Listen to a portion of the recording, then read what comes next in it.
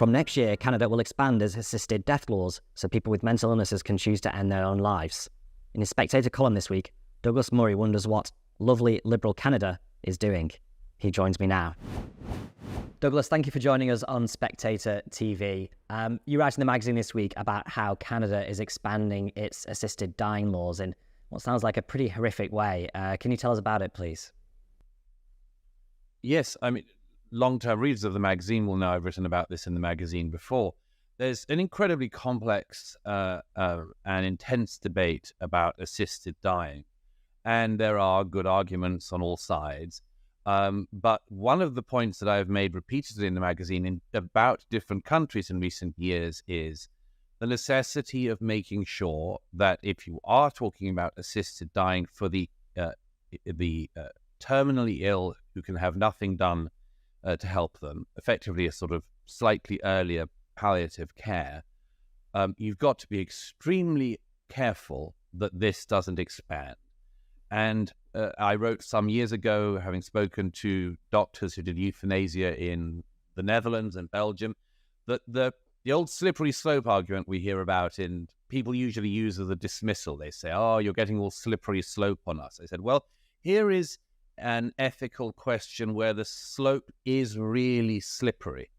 It was in Belgium. Again, last year I wrote about the case of the young woman who was killed by the state, allowed to die by the state, phrase it as you will, because she had PTSD from surviving the Brussels airport attack in 2016, where she saw many of her classmates, she was 17 at the time, blown up in front of her. The Belgian state is far too civilized, of course, to execute any of the men involved in the Brussels airport attack, but it did manage to put down one of the victims of the attack, who's now been chalked up as another victim.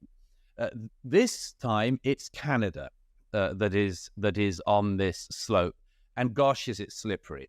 In 2016, the lovely Liberal Canadian government introduced what it called the Medical Assistance in Dying, or MAID Act. And again, as in so many other Western countries, it was meant to be only for people with terminal illness. And that's how it got through. It's put through as if it's incredibly strict. 2 years ago, the Canadian government expanded the law. And 2 years ago, it was allowed to encompass people who had non-terminal conditions. So you can see where this is going. As of March next year, this is going to be expanded again, and it will be allowed to include medically assisted dying for people whose sole underlying condition is mental illness. Now, I suggest that anyone who isn't at this point ethically concerned isn't thinking deeply about this. And there's a specific case you mentioned as well, Douglas. I think it's Lisa Pawley. Can you tell us a bit about her? Yes, she gave an interview recently. She's one of a number of people who've said, they're sort of looking forward to next March. The Canadian government itself presents the development of the new law as if it's a sort of wonderful, exciting new opportunity for the Canadian public. It's pretty dystopian if you think about it like that. A woman called Lisa Pawley is one of those who seems to be viewing it in that light. She's a 47-year-old woman, and she's suffered from anorexia for most of her life. She's had it's very debilitating eating disorder, and unfortunately for her, unlike many young women who have it, she hasn't been able to shake it off. She hasn't been able to get rid of it. She currently weighs, I think, 6 stone, 6 pounds. She is too weak to carry groceries back from the shop. She says, every day is hell. I'm so tired. I'm done. I've tried everything. I feel like I've lived my life. Was the quote she gave. And as I say in the piece, a 47-year-old who feels that they've lived their life is a 47-year-old in need of help. And I would submit that anorexia, which is an incredibly debilitating condition, as anyone knows who's either had it themselves or had a family member or a loved one who's had it, knows that it requires very, very intense help, love, support, and much more. But the message given off by a society that says, actually, we've got a cure for anorexia, it's medical assistance in dying, is a society that gives out one of the worst messages possible to the predominantly young women who suffer from that condition.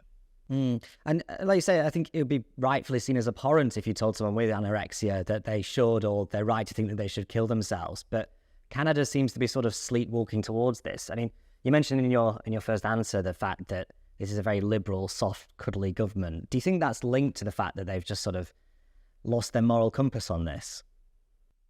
Oh, absolutely. And, to do something truly atrocious, you have to wrap it up these days in the language of compassion. You can do almost anything, get away with almost anything in a modern society if you talk about it in compassionate terms.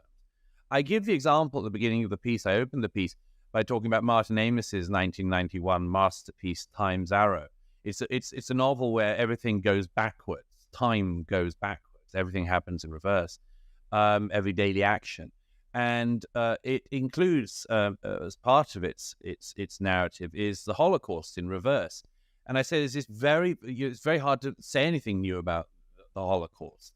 But Martin Amis managed it, or have any new light on it. Martin Amis manages, actually, in that novel, when towards what is the end of the Holocaust in the reverse, which is, of course, the beginning of the Holocaust as it happened, the bodies that they take out of the oven and bring into life, one of the people who works in the crematoria starts to worry that the bodies that they're taking out of the oven seem to be increasingly deformed.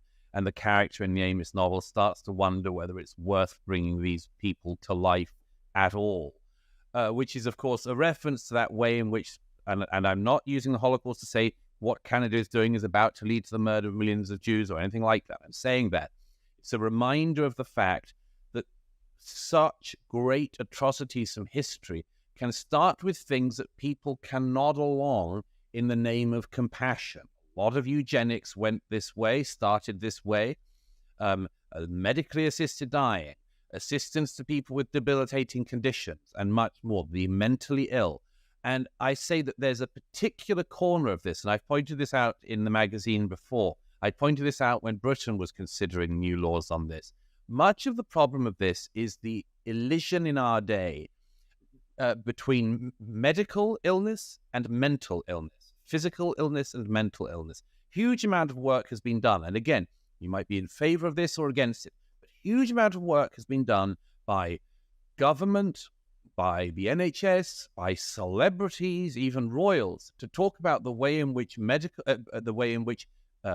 mental illness should be regarded as being on a par with physical illness. Once you get onto euthanasia, medically assisted dying, as they call it again in Canada, MAID, once you get onto that and you say you have a society that says mental illness and physical illness are on a par, then you allow people to find a way on the state to be killed, effectively, assisted to die because they have a mental illness. I give the example in the piece. This has already come up. This is not a dystopian fear-mongering. Last year, a member of the Canadian Armed Forces, a veteran, called this Veterans Affairs Canada, which is a sort of veterans support association. He was suffering from PTSD. So bear this in mind. This is a young man who had been sent to war by his country, had presumably seen some of the things you see in war. War is always unpleasant, always traumatizing to some extent to the people who participate in it. This man had been sent out by his country. He's now returned. He should be getting the best possible care, as all veterans should be.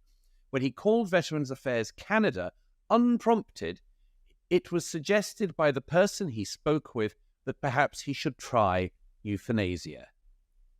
Now, PTSD is, especially it's been somewhat overdiagnosed in recent years, but PTSD for soldiers and veterans is a very serious thing which needs very serious, again, love, care, compassion, and treatment. The idea that you would, as a society, say, we will send our soldiers out to fight and kill and potentially die for the country, and if they find it all too traumatic, once they get home, we can kill them. This is not a dystopia. This has already started, and all in the name of compassion. Societies that do this will, among other things, become far less, just as the Netherlands and Belgium are far less developed in palliative care than Britain is, and the doctors involved have told me this, because they have euthanasia in those countries. So a country like Canada that believes that medically assisted dying, euthanasia, is a good response to trauma, to anorexia, and much more, will be a society that is less good at treating people with those conditions in the way in which they should be treated, because they will be offering death as one of the options on the board of treatments. And you mentioned in the piece as well that, and as you were saying then, it takes a lot of effort and a lot of states' capacity to sort of help someone with mental illness, whilst euthanasia is almost the cheap, easy option. Do you get the sense there's almost like a financial incentive to push people towards euthanasia now? Well, I don't know if there is at the moment, but there could well be at some point. One of the moral issues that has often come up with euthanasia, even for people with medical conditions that are terminal, is, can we be sure that loved ones aren't encouraging them to this effectively to get a cash bonanza? It seems unimaginable that anyone would, but human nature being what it is, of course, some people will. So there has always been this kind of fear, even with the most clear-cut case that people in favor of euthanasia can present, which is people with terminal illnesses who are close to the end anyway. Of course, it's not just possible, but likely that financial incentives will start to step into this. They always do. The Canadian government has had such extraordinary overreach in recent years in things like, again, as I've written about before in the magazine, the closure of bank accounts of people who are critics of it at home, the corruption of the Canadian media. All of these things have been done in the name of compassion and much more.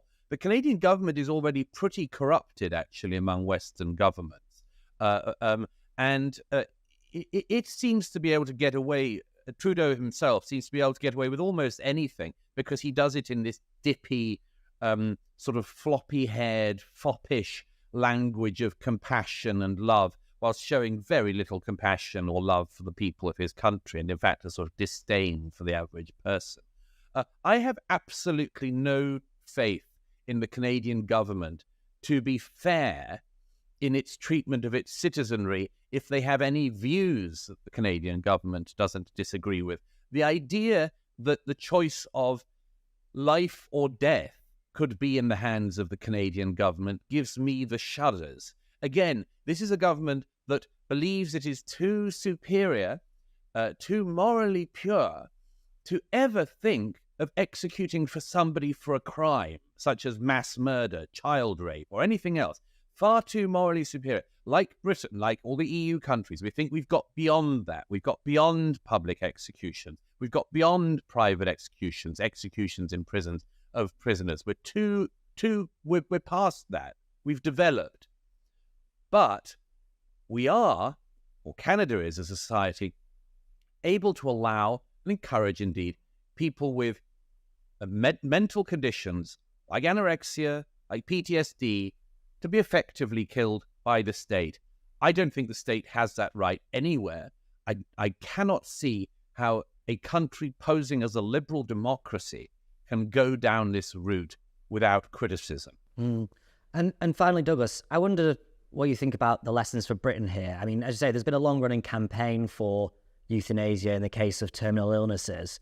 Do you think it's possible to have that and stop there? Or do you think once that sort of Rubicon has been crossed of the state taking a life, then you're sort of opening yourself up for a world of horrors?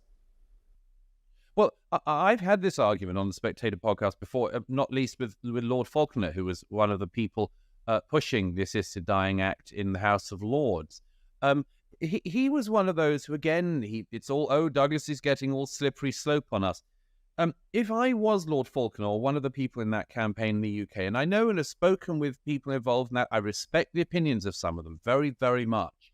But if I were them, I would look at what was happening in Canada and think, those Canadians have mucked up our whole case. You know, the whole way in which the Assisted Dying in Britain Act would come in would be if it was incredibly carefully defined and incredibly carefully policed. And it is already clear, in my view, from the Netherlands and Belgium, which are not far away from us as societies in any ethical or geographical sense. It's already clear from there how slippery this slope is. And when Lord Falconer and others say, oh, Douglas is getting all slippery slope on us, now I would say again, look at Canada. Look at what you can do in Canada now in the name of compassion. Look at the Canadian government's websites, the way in which it presents next March as being this wonderful new opportunity for Canadians. This really is something atrocious happening in our own time.